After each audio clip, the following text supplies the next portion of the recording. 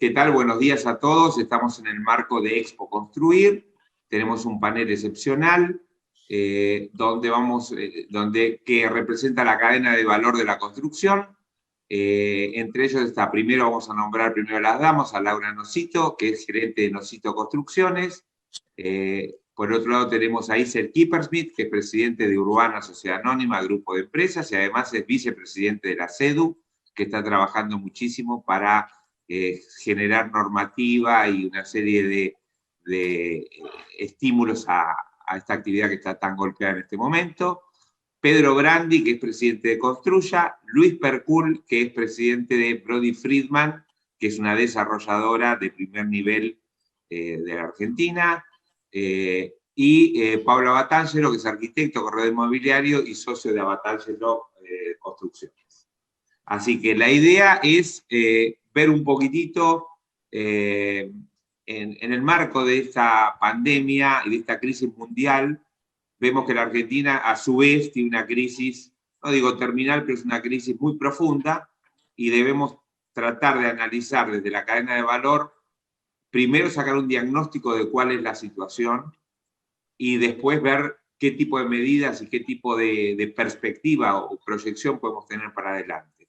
Así que en ese sentido le voy a pedir a Isel, que es un experimentado caminador de nuestra actividad y un gran amigo, que nos comentes un poco, Isel, cómo ves el panorama descarnadamente en cuanto a la oferta, la demanda, la situación actual, las nuevas medidas. Contanos un poquitito y después hacemos correr la bocha para el resto de los speakers. Sí.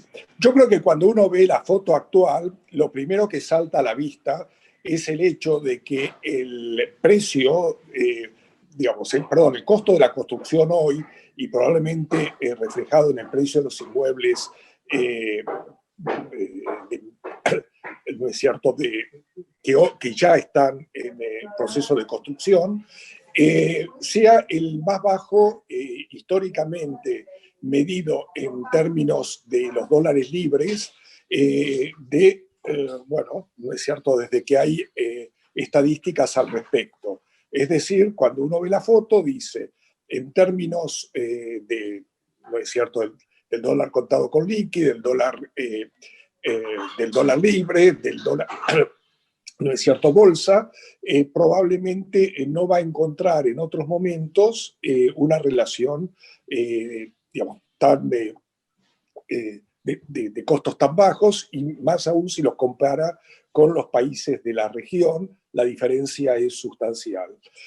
Para quienes estamos en esta actividad, lo que nos importa fundamentalmente, siendo una actividad de mediano y largo plazo y básicamente una actividad que requiere, ¿no es cierto?, la toma de decisiones que tienen efecto durante el ciclo económico. La primera consulta que nos surge es si esta foto es real, ¿no es cierto? Y la segunda, ¿cuánto tiempo se podrá mantener?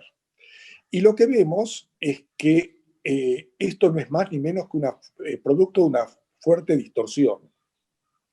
Y esta distorsión, de alguna forma, la podemos entender no porque ha existido un proceso de eficiencia en la construcción o ha habido una combinación, no es cierto, favorable en la relación entre los factores, sino básicamente por la disparada del dólar. Ricardo Arriazu decía hace algunos días atrás que este es un valor no es cierto, de dólar de pánico. Y probablemente sean tres los factores que están influyendo. Por lo tanto, creo que debemos de ser sumamente cautos, sumamente cautelosos en la toma de decisiones basados en la foto actual. Son, sin lugar a dudas, tres los factores que están influyendo, o cuanto menos tres, en este tipo de cambio, y que nada tienen que ver con el sector propiamente dicho, sino dependen del momento en el cual nos encontramos hoy. Obviamente, por un lado, una fuerte crisis de confianza, por el otro lado, y esto se ve prácticamente en todos los agentes económicos, Por el otro lado, sin lugar a dudas, la pandemia, y que la pandemia ocurre luego de un periodo de prácticamente 12 años de estancamiento de la actividad con bajísimos niveles de inversión. Y el tercer factor, sin lugar a dudas, es la fuerte emisión monetaria que se requirió para sostener las actividades básicas del sector público durante la pandemia. Bueno, yo creo que dicho esto, debemos de ser bastante cuidadosos de este momento en lo que hace a las tomas de decisiones, porque una situación como esta va a requerir algunos tipos de ajustes que se van a tener que dar, y de alguna manera estos ajustes van a hacer que el tipo de cambio en algún momento, ¿no es cierto?, se ajuste a la realidad, pero fundamentalmente los costos, de alguna manera, vayan acompañando esa, digamos, esa disposición o ese requerimiento, ¿no es cierto?, de precios relativos más acordes a la situación de nuestro país. Disculpame que te interrumpa, Isel. Entonces vos decís que estos costos que ahora se ven como un costo, el costo más bajo histórico, en realidad son una especie de espejismo que en algún momento se van a ir acomodando y, a lo largo de una obra, y van a terminar equiparándose a un costo más o menos razonable. Sí, sí, o se van a empezar a producir determinados tipos de desacoples adicionales toda vez que esto se prolongue, como por ejemplo falta de insumos, y una falta de insumos cada vez creciente. Una de las razones por las cuales esto se da es por la brecha cambiaria. Hay insumos que están correlacionados con el tipo de cambio comercial, y este tipo de cambio hoy hace que el Estado pierda, el Banco Central pierda divisas, con lo cual de alguna manera eso se va a tener que ajustar. Están vinculados a que muchos precios de la economía están frisados, el caso de las tarifas, ¿no es cierto? Y sabemos que esto influye directamente en la calidad de los servicios y en la calidad de las prestaciones, y para nosotros influye en toda la gestión que tenga que ver con las empresas prestadoras de servicios, con lo cual creo que debemos de ser bastante prudentes, entendiendo de que las decisiones que se toman en el sector deben ser pensando en proyectar una película y no en mirar una foto. Perfecto. ¿No es cierto? Y la foto actual tiene demasiado Photoshop, ¿no es cierto? La foto actual tiene muchas, digamos, muchas distorsiones acumuladas, y creo que debemos actuar con suma prudencia, entendiendo que esto va a, de alguna manera, ¿no es cierto?, va a tener que acompasarse o producirse cambios de fondo que no vemos que se hayan producido. Del costo de la construcción, más del 50% son impuestos directos o indirectos, ¿no es cierto? Y es más, y en algunos casos cercanos al 60%, y esto no ha tenido ningún cambio, con lo cual creo que debemos de actuar con prudencia. Y una pauta de ello es que los materiales de la construcción en el último mes, según el INDEC, han tenido un incremento del 5,9%, cuando la economía, ¿no es cierto?, ajustó con el nivel general, ¿no es cierto?, de precios, ajustó en menos de la mitad. Creo que esto ya es un primer indicador, y fundamentalmente la falta de insumos creo que es otro de los indicadores. Gracias, Isel. Me gustaría que, ya que estás hablando de insumos, y tenemos a Pedro Grandi, que es el presidente de Construya, que nos comentes, Pedro, un poco alguna reflexión con respecto a cómo ves el mercado de los insumos, porque ya veo que en los corralones hay desabastecimiento, que es difícil de hacer acopios, que no hay precios con certezas. Me gustaría que tu sector, nos comentes un poco cómo es el tema. Sí, cómo no, ¿qué tal? Buenos días. Muchas gracias Pedro. ¿Qué tal? ¿Cómo están? Muchas gracias por la invitación, un gusto compartir este momento con todos ustedes. A ver, nosotros lo que vemos desde las empresas que está ocurriendo con el desabastecimiento pronunciado que hay en este momento en varios materiales, tiene mucho que ver con la problemática que le ha introducido la pandemia a las empresas. Las empresas, al igual que todos los sectores productivos, están operando con menos personal del habitual, básicamente por por personas que están enfermas o han estado en contacto con enfermos, o están en las edades de riesgo, o están en lo que se llama el riesgo por obesidad y otros riesgos por enfermedades graves. A esto se suma que cuando se detecta una persona contagiada en un sector, las empresas tienen que parar ese sector y buscar todo el personal que lo reemplace por completo.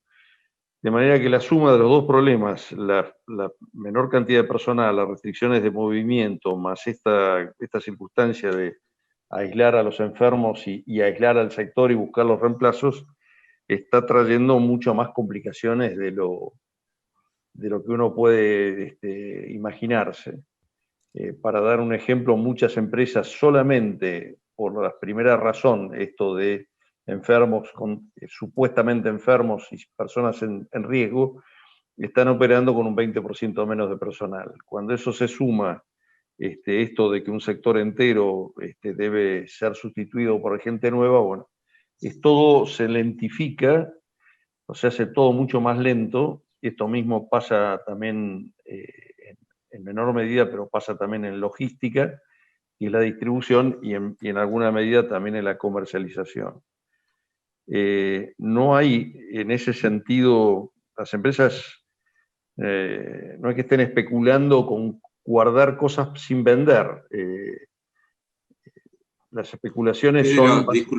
discúlpame que digamos, una de las consignas que tratamos de llevar adelante es de ver descarnadamente la realidad, porque la verdad es que la situación es muy compleja y te lo quiero preguntar sin ofender ni nada, pero ¿no pensás que hay una retención de materiales efectivamente porque uno no sabe cuál es el precio de reposición?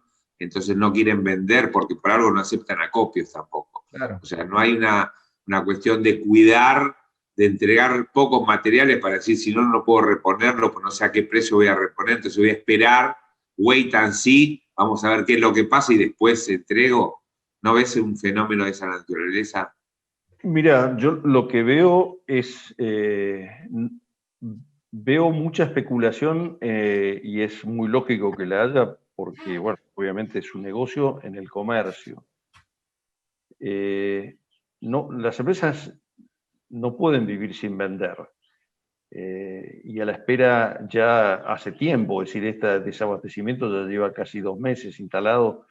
No se puede pasar una empresa sin vender, especulando durante 2 meses, bajando significativamente el abastecimiento, porque el desabastecimiento que hay es fuerte.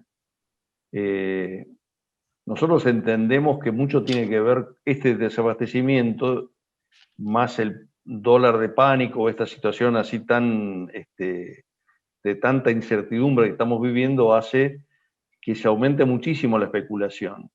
Entonces el comerciante que no está totalmente seguro que le van a reponer los productos que va a vender, él para la venta hasta no tener asegurada el reaprovisionamiento.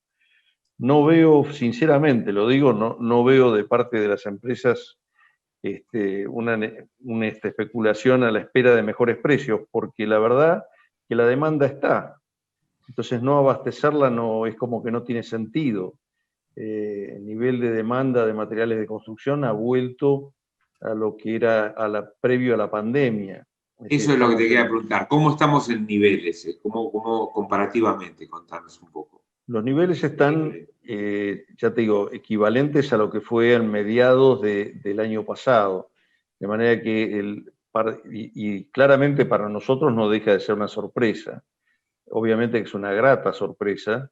Y es para obra privada, fundamentalmente. Es todo obra privada, casi no hay obra pública, y hay mucho de autoconstrucción, refacción, o sea, la pequeña construcción.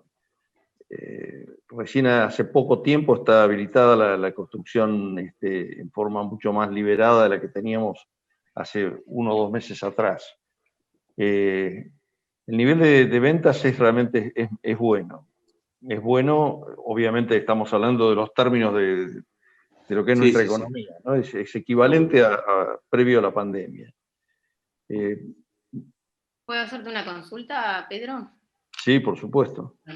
¿Qué efecto crees que tiene este fenómeno que se dio del acopio anticipado de muchas empresas como la mía, digamos, constructoras o desarrolladoras, tratando de cubrirse del tipo de cambio o del potencial desabastecimiento futuro que veíamos cuando arrancara la actividad de vuelta? Eso, digamos, concentró ventas. ¿Ustedes creen que después en los niveles se van a sostener o que de algún modo se trajeron al presente? Sí, a ver, nosotros creemos que acá hay otro fenómeno que es que, digamos, la pandemia, con la caída tan pronunciada que hubo en abril, el abastecimiento a los corralones se empezó a normalizar bastante más adelante. Entonces, inicialmente hubo una venta de stocks de corralones que después se ha querido recuperar. Es decir, entre la empresa productora y el usuario final o el constructor, digamos, en el medio del corralón tiene, de acuerdo al tipo de material que fuera, un stock relevante, diría en algunos productos. Pero que no lo vende, Vende Claro, lo que puede reponer, lo que tiene en el piso no lo vende. Claro, él vendió algo con motivo de la pospandemia, inclusive para sobrevivir comercialmente su empresa, y después se encuentra todo el problema y toda la incertidumbre de la reposición. Sí. Creo que eso es lo que está generando un lío fenomenal. El comercio, ya les digo, en algunos productos, en el acero, en cerámicas, en cierta medida en ladrillos, griferías, bueno, todo lo que es de mayor valor, en muchos casos tiene más de 2 meses de stock. Entonces, ese colchón es lo que está generando distorsiones en este momento. Digamos, yendo un poco a la macro y volviendo un poco, digamos, al planteo de Isel, ¿no? Coincidimos con su visión, es decir, acá estamos viviendo un proceso que hay que dejarlo correr para ver realmente en qué queda. El nivel de actividad que se tiene hoy es para nosotros sorprendentemente alto respecto de lo que uno se esperaba. Es decir, uno esperaba una recuperación bastante más gradual, bastante más lenta. Lo que nos preguntamos es, ¿esto se sostendrá en el tiempo? ¿Será estamos viviendo un espejismo o cómo será la salida? ¿No? Porque hay, no está nada fácil. Sí, más que una recuperación. Sergio, si me permitís, yo quisiera hablar con datos duros de la Dirección General de Estadísticas y Censo del Ministerio de Economía y Finanzas del Gobierno de la Ciudad de Buenos Aires. Yo creo que ser hoy productor de insumos es una de las cuestiones más difíciles que tiene nuestra economía. ¿Por qué? Si tomamos el año 2011, los metros cuadrados efectivamente construidos en la ciudad de Buenos Aires fueron 1.802.400. En el 2012, 1.418.300. Y pasamos por periodos como el 2016 con 569.000, el 2017 con 799.000. Estos grandes altibajos, estas diferencias, esta sinusoide en el consumo hace que sea muy difícil tener una perspectiva de producción para los insumos. Nosotros lo hemos sufrido en el 2012, estuvimos haciendo grandes obras, un centro de convenciones con apart hotel, y competíamos, privado obviamente, competíamos con el Procrear, y yo creo que el Procrear, que es un gran programa que da solución habitacional, los que no participamos de él lo sufrimos porque nos consume todos los insumos y toda la mano de obra. Bienvenido sea que exista un programa que da solución habitacional a las grandes mayorías y que posibilidades laborales a las empresas que trabajan con ellos, pero hace que el consumo de insumos y de mano de obra se distorsione durante los periodos en que el Procrear funciona. Si lográramos una economía con una estabilidad en donde, yo no te digo que estemos en el 1.800.000 metros cuadrados del 2011, pero nos podemos mantener en una estabilidad, sería mucho más fácil para las empresas productoras poder mantener su producción. Nosotros, en las épocas en donde toda la industria de la construcción funcionaba a pleno, teníamos que trabajar con 4 hornos, porque encima hay problemas adicionales de ladrillos, encima hay problemas adicionales, como para tener tarifas más bajas, toman las tarifas del gas de libre disposición, o sea, que cuando hace mucho frío el gas va para la población y se las restan a las empresas, por eso la tarifa es mucho más baja. En los momentos de mayor consumo, que es los periodos invernales, donde más trabajo hay menos ladrillos. O sea que yo creo que esto tiene una problemática que supera las vicisitudes de la pandemia, del dólar, y son estas sinusoides que hacen inviables que las empresas productoras de insumos tengan una constante a la cual poder acogerse y hacer programas a mediano y largo plazo. Porque al cambiar fundamentalmente y sistemáticamente la producción de insumos, tienen que variar toda su producción. Debe ser, y seguramente Pedro lo debe conocer mejor que yo, debe ser muy difícil ser un industrial de productos de la construcción en este momento en la Argentina. Pablo, lo que pasa es que hay un problema, digamos, estructural pre-pandemia, y hay un déficit que ya veíamos en caída los últimos 2 años fuertemente en la actividad pre-pandemia. Hay un problema estructural, digamos, en la construcción, hay una falta de acceso al crédito, falta de acceso a los créditos hipotecarios, hay una distorsión de que las cosas se pagan al contado, etcétera, pre-pandemia. Ahora la pandemia y esta, como decía Isel, esta falta de confianza o de certidumbre, etcétera, se nos suma a problemas que venían preexistentes. Entonces, ahora, por eso quiero ir encaminando un poco, te agradezco los datos, porque es muy importante. Sergio. Quiero que veamos justamente a Laura y a Luis. Te quería agregar algo vinculado con esto, ¿no? Realmente, tal vez yo tengo una mirada que es un poquito parcial por el público al que atiendo, ¿no? Pero realmente pensar en la Argentina que la solución de la continuidad de nuestra industria pasa por la titularidad del crédito y demás, si bien sería deseable, yo sigo creyendo que es utópico. Nosotros tenemos detrás de nuestra actividad productiva muchos inversores. El inversor obviamente busca rentabilidad, pero rentabilidad dentro de un negocio muy conservador como es este, ¿no? Yo creo que en un país como el nuestro, si fuéramos a un esquema en donde hubiera una producción para vivienda para alquiler, con obviamente una normativa que acompañara para que se transformara en un negocio con una rentabilidad aceptable, conservadora, que se acerque al 3% anual y no 1,5%, 2% rasposo, digamos, como puede llegar a ser hoy, se podría llegar a dar una continuidad en este negocio, no pasaría todo esto que vos estás comentando, tendríamos unos niveles de producción, de ventas de proveedores y demás, que obviamente por la eficiencia y la continuidad estarían mejorados, y tendríamos una industria propiamente dicha y no una situación de especulación, que es esto que vos estás describiendo, que hay detrás, que o sea, no quiero decirlo como mala palabra especulación, pero que los volúmenes de producción de esta industria cambien todos los años, si hay o no crédito, subsidio o una macro estable por un periodo muy cortito, obviamente que va contra contra la eficiencia de cualquier industria. Yo por ahí sueno un poco utópica con esto, pero nosotros detrás de nuestra actividad tenemos mucho inversor con ese perfil.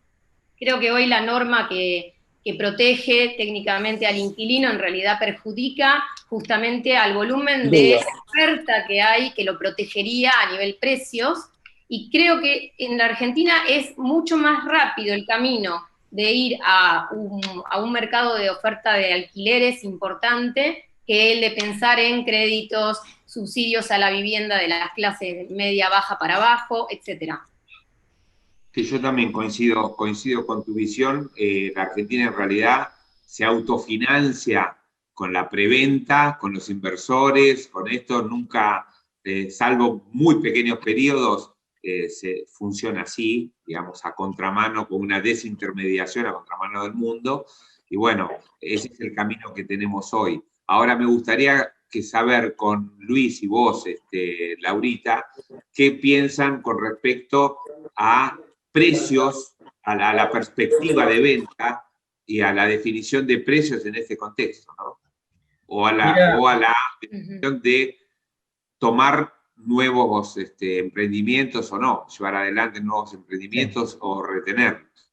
Mira, Sergio, empiezo con una historia chiquitita. Hace unos años tuve una cena que participé, que estaba en la misma mesa con César Pelli, y uno le pregunta a César Pelli, ¿cómo hacen para hacer esos edificios de 130 pisos en el medio de Chicago? ¿Cómo es hacer eso? Entonces el tipo dice, es muy fácil. Yo hago un proyecto, viene un fondo de Chicago, pone 500 palos, viene un banco, financia 500 palos al 2% anual, el permiso sale en 6 meses y la constructora tiene acceso a todos los bienes y servicios que quiere en la puerta de la obra el día que quiere. Me dice, y el tipo dice, lo que yo no entiendo cómo hacen ustedes, no saben cuánto les va a costar, no saben a cuánto lo van a vender, no saben qué código usar, no saben lo que le van a probar, no saben a quién se lo van a vender y no saben qué moneda y qué gobierno va a haber cuando terminen. Con lo cual, lo difícil es cómo hacen ustedes para hacer 8 pisitos en Palermo, ¿sí? Con todas esas variables. Esa es la situación actual. Esto fue hace 7, 8 años, hoy potenciado a la 10ª potencia. Hoy nosotros para iniciar un desarrollo tenemos problemas de qué código usar, solo podemos proyectar tortitas de 8 pisos, 10 pisos, 12 pisos, tortitas, o sea, lo único que se puede diseñar son los balcones, ¿no? Difícil los servicios, difícil la ley, que si aplicamos este impuesto, si aplicamos otro, si hay blanqueo, si no hay blanqueo, si el inversor lo va a poder alquilar, si no lo va a poder alquilar. Entonces, hoy es un negocio en el cual para pensar en desarrollar algo hay que tener una muy baja adversión al riesgo. Es un momento donde se van a aprender un montón de oportunidades de negocio, pero oportunidades de negocio y oportunidades de desarrollo, igual hay que tener poca adversión al riesgo, pues realmente uno no sabe ni lo que va a pagar, ni lo que le va a costar, ni quién se lo va a probar, ni cuándo le van a dar la luz, ni cuándo va a venir el gas. Es todo un milagro. Viendo la película, un poco siguiendo lo que planteaba Isel al principio, hay una foto que si uno dice, uy, la obra me cuesta tanto, y digo 180, me costó $1000 el metro cuadrado, $800, $600, todos esos números que uno dice así al pasar. Pero si uno no sabe ni qué cerámica le va a poner, ni qué porcelanato le va a poner, ni qué cocina le va a poner, ni qué horno le va a poner, ni qué, si va a conseguir el hierro que lo tienen los acopiadores abajo de la alfombra, y el productor número 1 de hierro ni siquiera atiende el teléfono. Entonces, es muy difícil determinar un precio. La realidad histórica es que en la Argentina, cada vez que hubo un salto del dólar, la construcción pareció barata y después va subiendo, hasta que vuelve a alcanzarlo. Con lo cual, es un error si alguien hace una cuenta y vende a dólar fijo una cosa, haciendo la cuenta con los dólares de hoy, muy posiblemente el desarrollador que tome eso como premisa se va a fundir.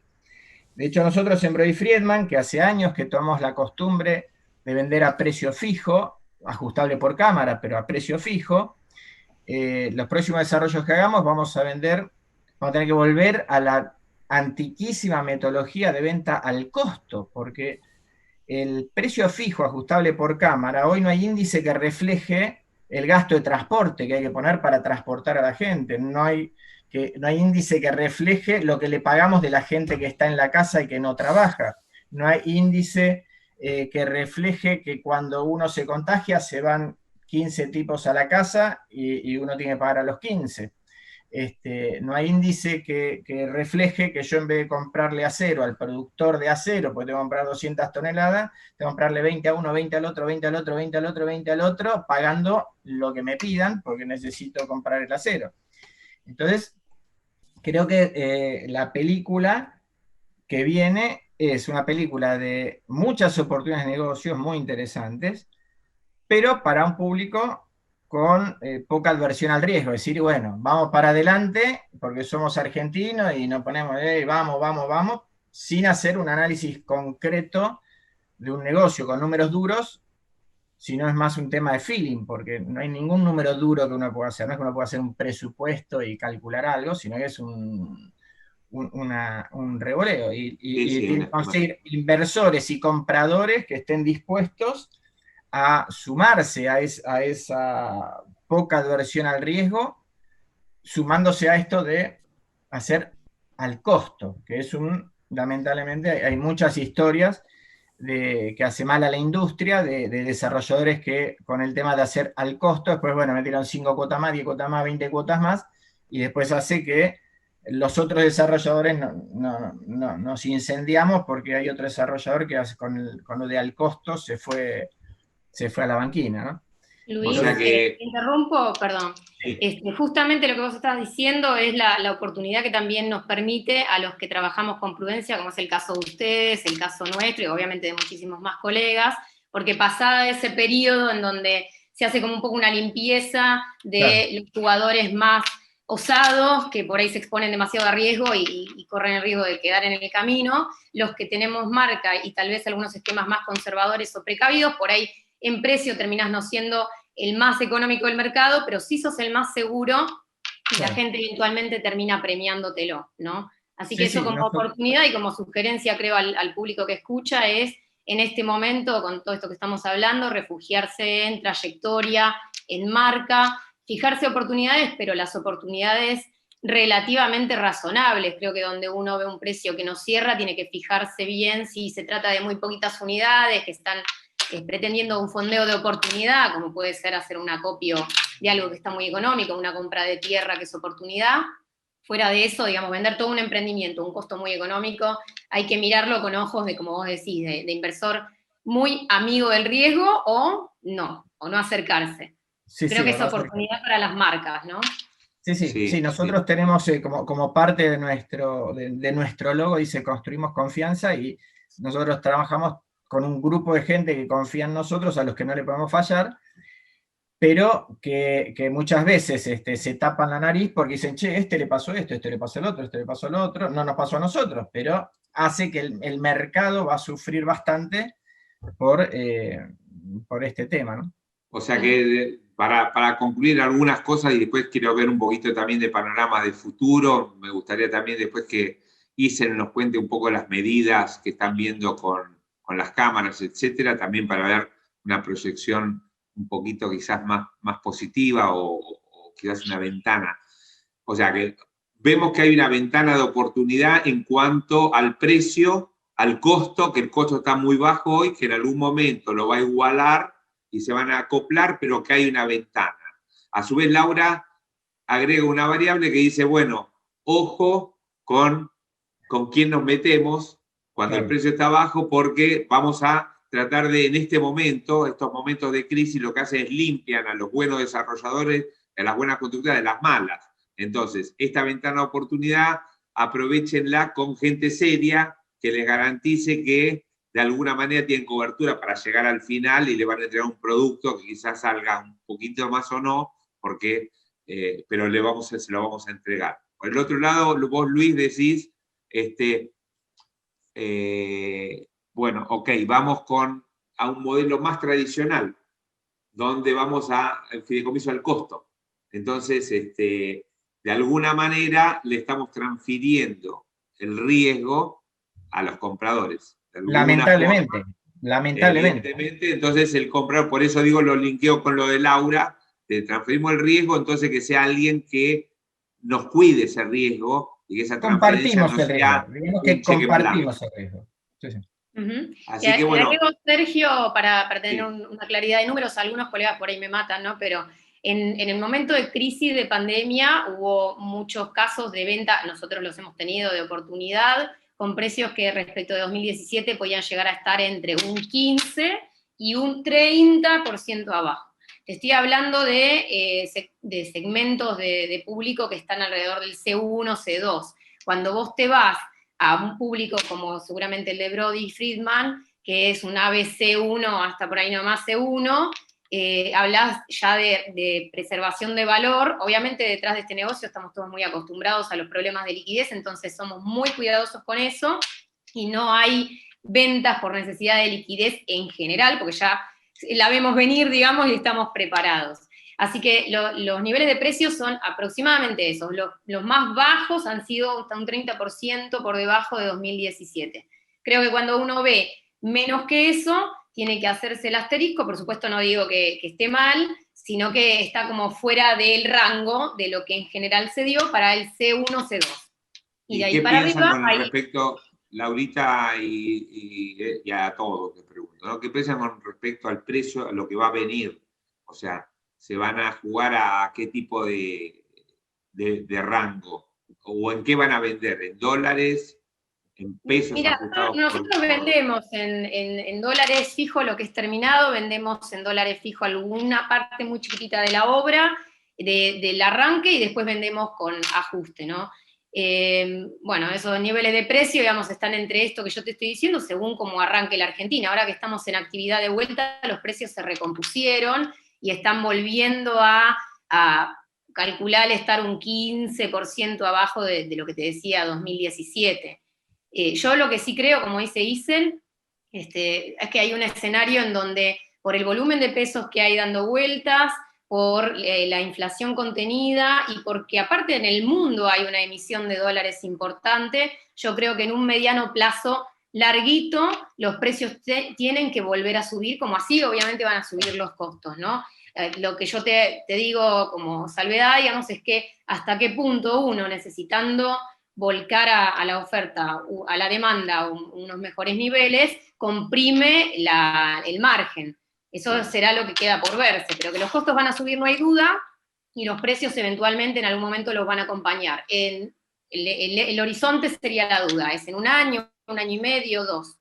Esa es la expectativa, por lo pronto. Sí, nosotros vendemos siempre, históricamente, siempre vendimos una parte en dólares, una parte en pesos. La parte en dólares lo que hace a la tierra y a insumos importados. En los proyectos nuestros tiene mucho porcelanato italiano, tiene mucho mármol, mucho material importado realmente verdadero. Con lo cual, siempre vendimos, por decir algo, 40, 50% en dólares, 40, 50, 60 en pesos ajustables por cámara. Hoy nosotros mantenemos la misma línea, o sea, lo que es la tierra, más algunos insumos que son dólares, y el resto son los pesos, que antes hacíamos peso fijo ajustado por cámara, y seguramente si hacemos un nuevo desarrollo va a ser pesos variable como un fideicomiso al costo. Claro.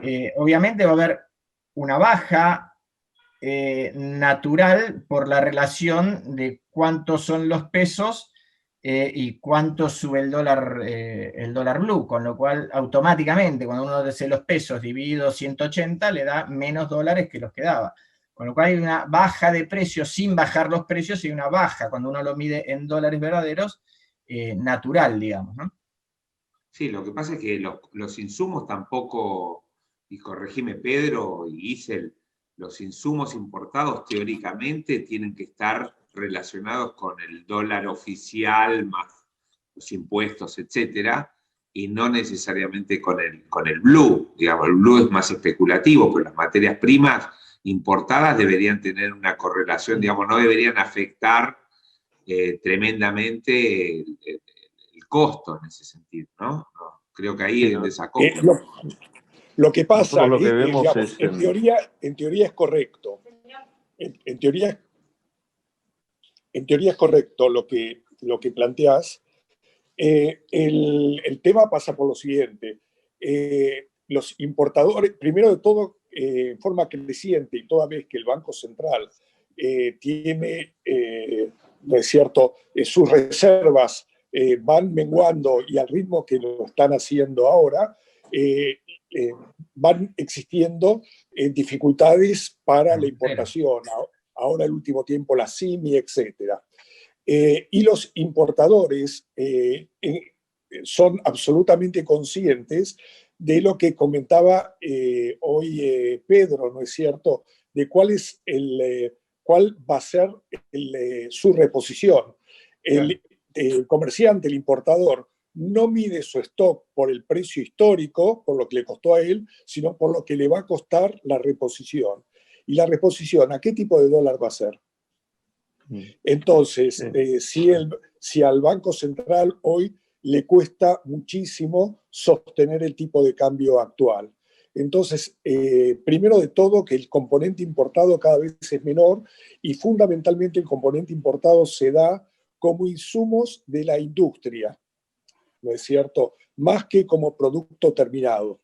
Entonces, el industrial piensa, lo que voy a tener que reponer, a qué tipo de cambio lo voy a hacer, y actúa en forma precautoria. No hay economía que pueda funcionar con una brecha de la magnitud de la brecha nuestra. ¿No es cierto? Y esto claramente es absolutamente inestable, y la industria que tiene que adquirir insumos para su actividad lo toma en consideración. Y si lo toma en consideración, esto se traslada a precios. Por eso es incorrecto pensar de que las decisiones económicas se toman pura y exclusivamente por el dólar comercial. Se toman, ¿no es cierto?, en función de la realidad de cada una de las empresas. Perfecto. Yo les quiero preguntar a todos si ven que el gobierno, los gobiernos, digamos, el gobierno nacional, el gobierno de la ciudad, etcétera,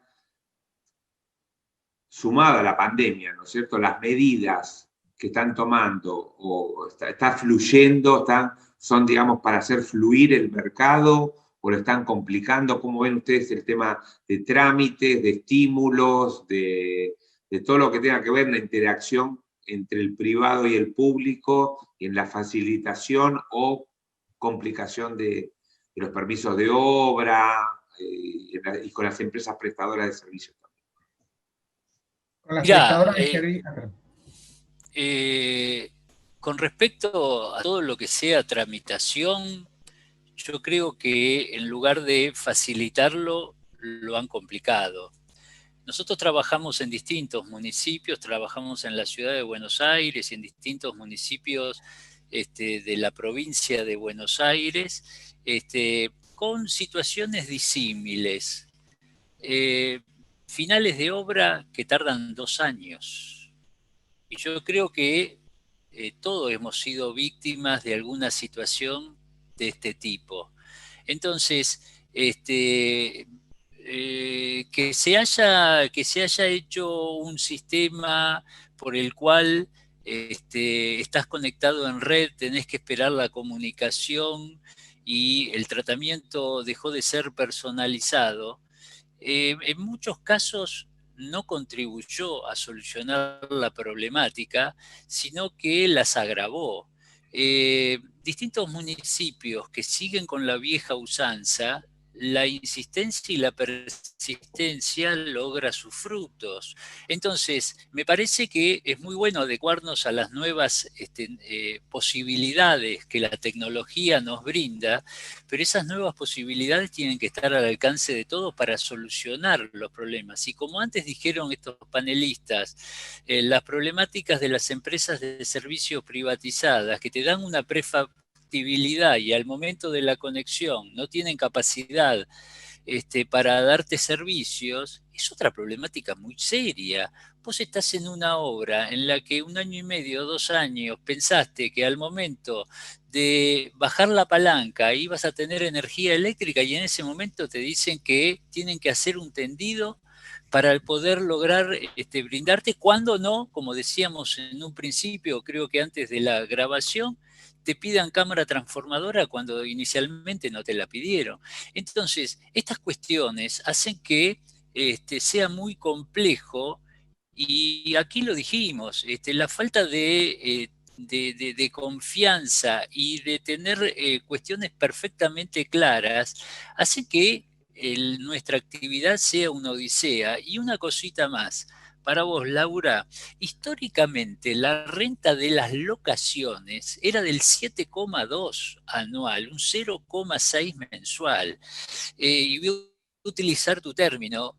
En este rasposo 2% que estamos, no hay inversor que pretenda invertir en propiedades para una renta que históricamente fue una renta conservadora, en donde los inmigrantes tenían la idea de la casa y de la renta, y hace un poco a nuestra cultura. Hoy con este 1,5, 2%, cuando históricamente era un 7,2%, hace inviable que existan inversores para renta en nuestro mercado.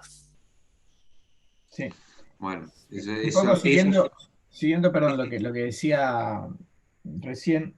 Yo, por ejemplo, tengo una obra en Belgrano, no en el medio del campo, en Belgrano, donde pedimos en diciembre, en enero, luz de obra, tarifa 3 para hacer una obra en Belgrano, y estamos en el mes de octubre y tengo una grúa y tengo que tener un grupo electrógeno llenando con gasoil el tachito porque no tengo luz de obra.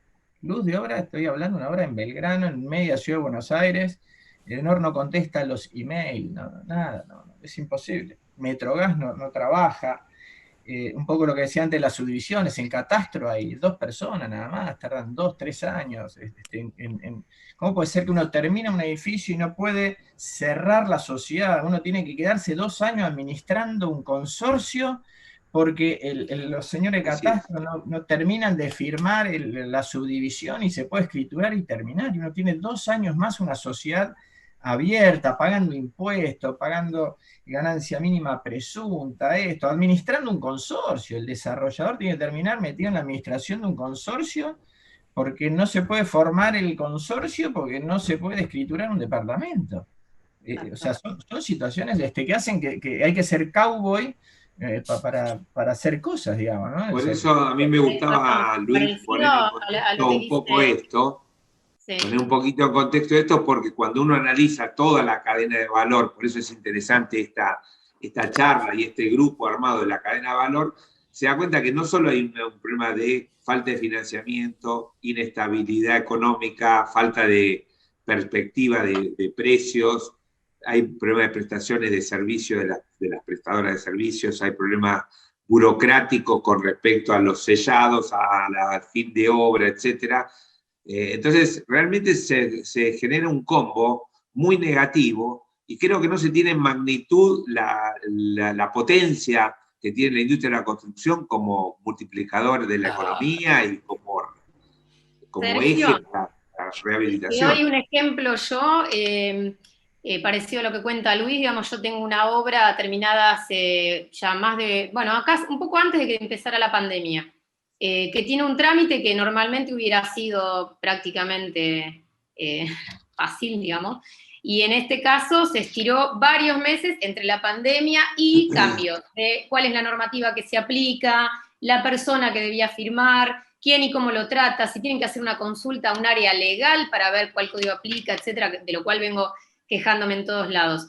Yo, como moraleja de eso, lo que te diría es, nosotros que tratamos de ver como industria la construcción, vos te sorprendés de pensar que alguien crea que los días en la calle de tus cuentas por cobrar, que están detrás de las escrituras, de las posesiones y demás, sea lo mismo que tengan 0, 30, 60, 90, 8 meses, 10 meses, un año, y los 2 que estaba diciendo recién Pablo. Es inviable, si vos esto lo hablás con cualquier otra industria alimenticia, de manufactura de cualquier tipo, te miran como diciendo, es imposible tener un negocio con esas condiciones. Bueno, a nosotros nos gustaría justamente que el Estado brinde la facilidad de trámites y la seguridad jurídica que pueda acompañarnos como industria, teniendo en cuenta que estos indicadores son básicos para cualquier industria, ¿no? Perfecto.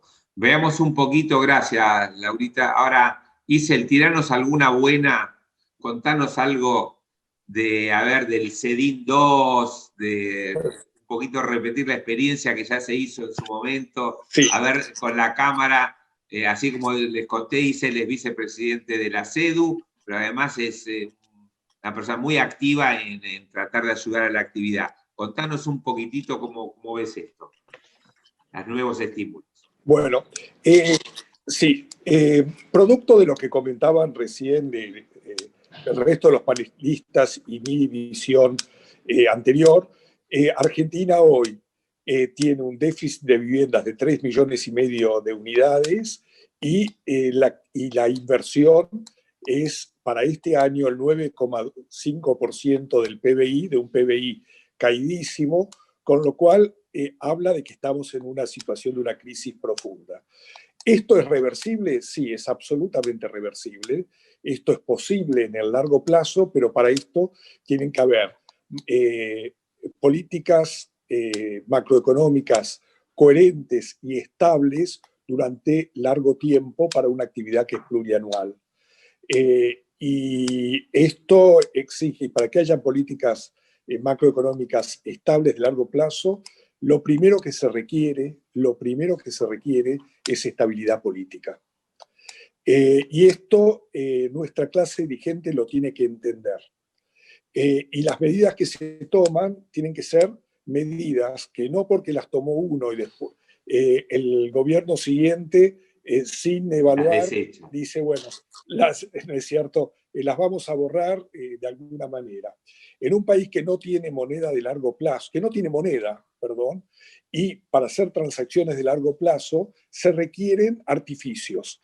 Chile lo hizo, no es cierto, con la UEF en 1982, Uruguay con una inflación muchísimo menor que la nuestra. Bueno, se nos cortó Isel, me parece. Sí.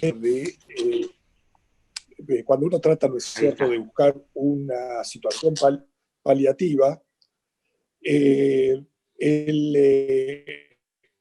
la UBA, o nosotros en su momento, que sea el CBS, el Código Salarial, pueden actuar como esta medida. El grupo de trabajo, lo que llamamos, ¿no es cierto?, la mesa de la vivienda, que integra la CEDU, la Cámara Argentina de la Construcción, la AEB por el sector empresario y la UOCRA por el sector trabajador, le hemos propuesto al gobierno medidas que ayer tomaron Estado Público, la instrumentación de un plan hipotecario en CBS, coeficiente de variación salarial, con un mecanismo regulador, dado que los bancos, la unidad de fondeo de mediano plazo que podrían tener, olvidemos que los bancos en nuestro país son básicamente transaccionales y no tienen recursos de largo plazo. Para decirlo de alguna forma, si se financian a 30 días no pueden prestar a 30 años. Entonces, lo que proponíamos es que, dado que la unidad con la cual los bancos se podrían financiar a largo plazo es el SER, que en última instancia no es más ni menos que la UBA, no es cierto que es una unidad con una unidad reajustable, lo que se proponía es un mecanismo, un fondo compensador que cubriera estas diferencias, que muchas veces son diferencias temporales, y que estas diferencias podrían estar previstas en la misma tasa de interés, en un cargo de la tasa de interés por sobre el coeficiente de variación salarial que permitiera constituir un fondo de esta naturaleza. Esto el gobierno lo ha tomado. Yo creo que de las medidas que se están implementando, creo que es una de las más eficientes. Esto llevará tiempo hasta que se instrumente, pero por sobre todas las cosas lo que se necesita es un mercado de capitales de largo plazo. Si los bancos no tienen fondeo de largo plazo, los únicos que tienen fondeo de largo plazo son en todo el mundo, y vos lo comentabas antes en tu charla con Peli, ¿no es cierto? Viene un fondo y pone $500 millones. Eso significa que hay alguien que está depositando a largo plazo, y esos son en general las compañías de seguros de vida y los fondos de pensión. Aquí en Argentina es solo la ANSES que podría hacer eso. La ANSES está muy desfinanciada, con lo cual va a llevar su tiempo hasta poder armar un mercado de capitales. Pero esta medida es una medida muy buena que hay que mantenerla en el tiempo para que se pueda ir armando el fondeo de estos emprendimientos. Y si se ajusta por CBS, la ANSES y las cajas previsionales del interior lo que tienen a futuro son obligaciones de pagar salarios, con lo cual este activo que van a tener hipotecas con ajuste del CBS no va a ser ni más ni menos que vinculados a la misma obligación futura, porque se ajustan por salarios y lo que tienen que pagar en el futuro son salarios. Esta es una medida. Otra medida, a todos nos viene a la memoria el efecto positivo que tuvieron los sedines en un momento determinado para la reactivación del sector. Nosotros pedimos lo que llamamos el SEDIN 2. Lo que está saliendo no es exactamente lo que quisiéramos. Pero bueno, algo es algo. Yo ahí espero que cuando tome estado parlamentario la normativa, podamos convencerlos para que primero los plazos que se establecen, los mecanismos de exteriorización, etcétera, puedan adecuarse a las necesidades del sector. Una medida así positiva, uno de los problemas serios que tiene nuestra actividad, que desde el punto de vista impositivo éramos tratados de la misma forma que una verdulería que compra el producto a la mañana y lo vende durante el día, cuando nuestra actividad es una actividad plurianual, con lo cual el impacto de la falta de ajuste por inflación en el impuesto a las ganancias será tremendo. Lo que estamos logrando es que el aporte, el gobierno ha entendido que el aporte de los terrenos, ya sea a un fideicomiso o a una obra, ¿no es cierto? Y sobre todo en un contexto de tan alta inflación que se hacen a valores históricos, puedan diferirse al momento en el cual se hace la traslación final del dominio, o ¿no es cierto? Es decir, que de alguna forma esta ganancia inflacionaria se postergue al momento en el cual, si fuéramos una fábrica de pan, una panadería, al momento en el cual saquemos el pan del horno y no al momento en el cual estemos amasando el pan. Claro. Y esto es muy importante. Si es suficiente, yo diría que no. Absolutamente no. Y yo creo que en un contexto de tan alta inestabilidad, de tan alta volatilidad, es muy difícil llevar adelante una actividad plurianual. También creo que esto es como el huevo o la gallina.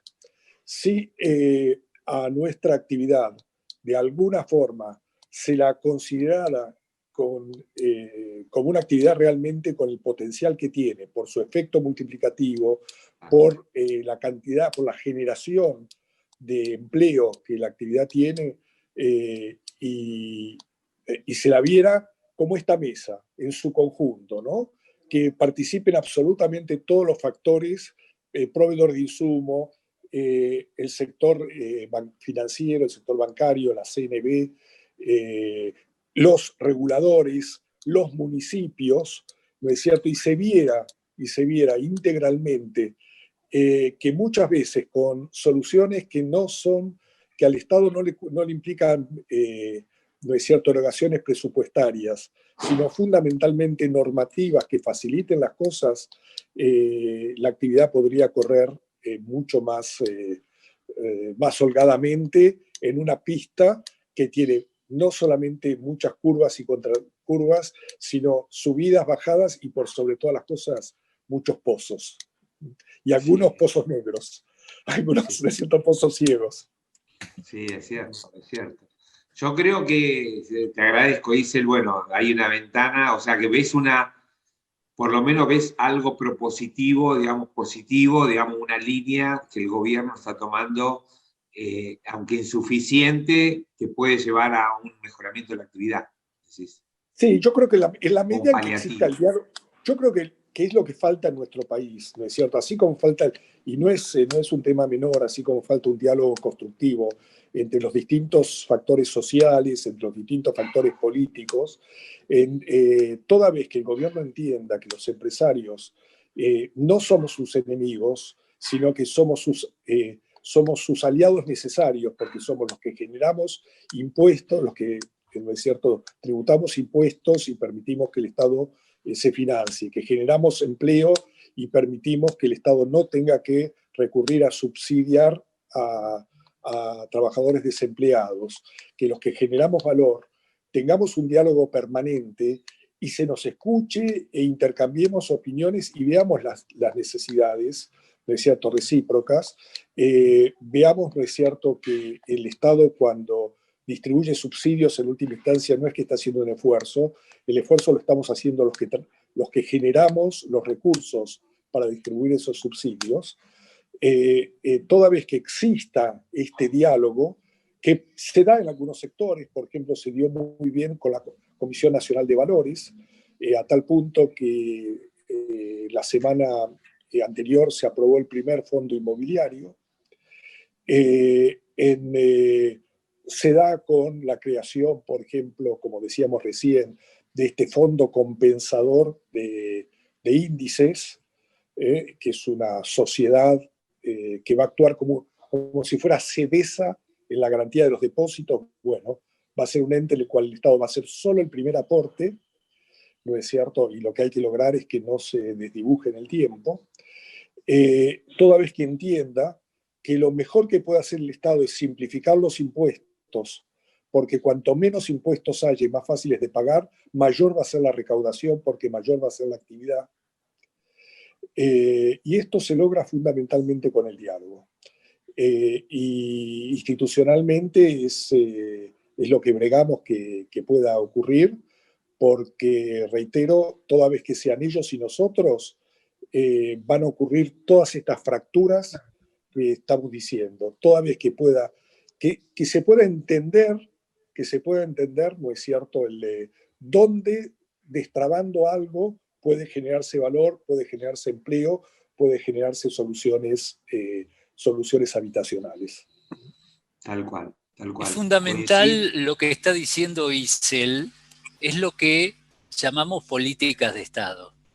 De una buena vez y para siempre, la dirigencia en su conjunto tiene que entender que un país crece en el mediano y largo plazo.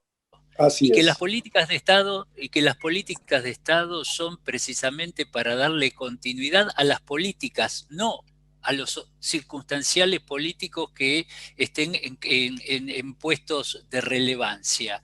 Entonces, si la clase dirigente entendiera que con políticas de Estado a mediano y largo plazo le podemos dar continuidad a una industria como la nuestra, generadora de trabajo, que genera un círculo virtuoso de producción más generación de trabajo y por ende más recaudación, que es la problemática que tenemos en este momento, de ninguna manera podríamos estar obviando estas cuestiones de continuidad. Y yo quiero, quizás Laurita te voy a decir, contradecirte en algo. Yo creo que desde el Fondo de Garantía de Sustentabilidad se hicieron cosas muy importantes, porque la generación de las 200.000 viviendas del Procrear, te confieso que yo no hice medio metro cuadrado de Procrear, no estuve en el Procrear, pero es un círculo virtuoso de consumo de mano de obra, de consumo de insumos, de producción y de solución habitacional para ese déficit que ISEL acaba de decir de 3,5 millones de viviendas, que no solamente no se puede solucionar con el tema locativo, sino que la aspiración y lo que contiene nuestra Constitución Nacional es que todo habitante tenga su vivienda digna. Entonces, poder lograr a través de programas, sea el Procrear o el que sea, que se construya ese círculo virtuoso de generación de trabajo digno, de la sucesión de industrias que son proveedoras de la construcción, generan a su vez más trabajo. Esta generación de trabajo genera recaudación y retroalimenta el Fondo de Garantía de Sustentabilidad, hace que este círculo virtuoso nos beneficie absolutamente a todos. Estemos parados en el lugar donde estemos parados. Y nosotros, como industria de la construcción, vamos a lograr esos beneficios más allá de los sectores que cada uno estemos atendiendo circunstancialmente por nuestra actividad empresarial. Bueno, señores, muy breve. Yo para nada le quito importancia al Procrear, o sea, esto quiero decirlo para que sea claro. Me parece que es un programa muy importante y obviamente funciona. Creo que la opinión mía pasa más por el lado de cómo darle continuidad fuera de los periodos de un determinado gobierno y de las prioridades. Políticas de Estado, Laura, políticas de Estado. Es la única manera. La continuidad o discontinuidad de la disponibilidad de fondos, que probablemente es una de las enfermedades, digamos, que tenemos en este país, que no necesariamente siempre es prioridad la vivienda, no necesariamente es urgencia la vivienda, porque nosotros creo que más que prioridades hablamos de urgencias, y justamente creo que el crecimiento lo tiene que tratar de dar continuo el sector privado. Bueno, de ese lado el sector privado debería tener alguna respuesta que no pase por el uso de los fondos estatales o públicos, ¿no? A eso me refería. Obviamente que son todas cosas complementarias, lo mismo que todo lo que está contando ISEL, que están trabajando y que se fue dando, me parece que son todas semillas que a mediano y largo plazo tienen que estar todas juntas como solución dentro del mercado. Desde ya, el Procrear, digamos, va dirigido a otro segmento y es una ayuda para segmentos que no pueden acceder ni al crédito, ni pueden generar... No, es un crédito. El Procrear es por eso, no pueden acceder a un crédito tradicional. Entonces, claro, el Procrear lo saca del sistema tradicional, que los expulsa, y les da una posibilidad de hacer pocos metros, pero de solucionar una problemática para un sector que hoy no tiene soluciones. Así que eso pero es muy bueno. Fíjate que no son pocos metros, porque el complejo habitacional que está detrás de la cancha de Huracán son 15 edificios, y eso se hizo a través del programa, en donde por sorteo acceden a esta vivienda con créditos que las familias tienen que, obviamente, devolver. Y ese círculo virtuoso que decía anteriormente desde ya. Genera recursos, recaudación, retroalimenta el Fondo de Garantía de Sustentabilidad y da solución habitacional. Desde mi óptica es maravilloso. Bueno, señores, tengo que ser, como dicen en la tele, el tiempo es tirano. Me están diciendo que estamos excedidos en el límite de tiempo. Ya llegamos 1:10 y el máximo es 1 hora, así que vamos a ir haciendo un cierre. Primero les quiero agradecer absolutamente a todos la participación. Creo que ha sido muy interesante. Creo que cada uno puede exponer su posición. Y me parece que como mensaje es que en medio de toda esta distorsión general hay que tomar en cuenta 3 factores que para mí dijeron que son fundamentales, que es que haya una política de Estado y que se den cuenta de que la construcción, que nuestra industria, que nuestra cadena de valor, que es lo que estamos hablando hoy, es generadora, una gran generadora de empleo, una gran generadora de impuestos, y soluciona uno de los problemas más grandes que existe en el país, que es el déficit habitacional. Entonces, me parece que es momento de que lo público y lo privado se pongan de acuerdo y se den cuenta de que hay una gran solución en nuestra actividad y que se la tome en serio y se busquen las soluciones que correspondan. Les agradezco a todos muchísimo. realmente fue un gusto y creo que esto va a ser productivo para quienes están viendo un poquito qué es lo que pasa y qué es lo que puede pasar. Gracias a todos. Muchas gracias. Muchas gracias. Gracias. Gracias. Un placer.